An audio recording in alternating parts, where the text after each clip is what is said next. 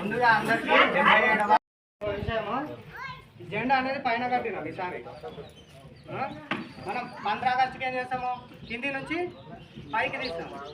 దీనికి 26 జనవరికి పైన ఎందుకు కడతామంటే మనకి భారత రాజ్యాంగం వచ్చిందని తెలియనికే 26 జనవరికి పైన కడతాము.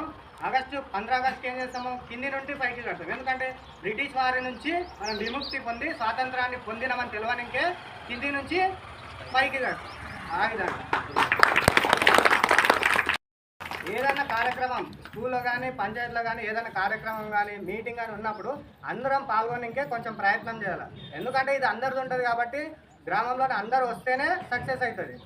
Good morning everyone. My name is Swati. 5th class. Today is 26th January. Today is our Republic Day. I wish you all a very happy Republic Day. Republic Day is our national festival. On 26th January 1950, our constitution came into force. We should respect our constitution. I love my country very much. I am proud to be an Indian. Good morning everyone. My name is Harika. 4th class. Republic Day is a national festival of India. It is celebrated on 26 January every year.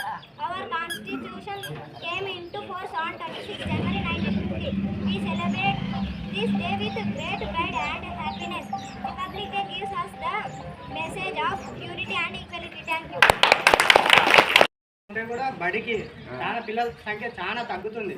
ఇదే విధంగా ఉంటే తర్వాత చాలా ఇబ్బంది అవుతుంది. కాబట్టి అందరూ కూడా గవర్నమెంట్ స్కూల్కి వేయాలని కోరుతున్నారు.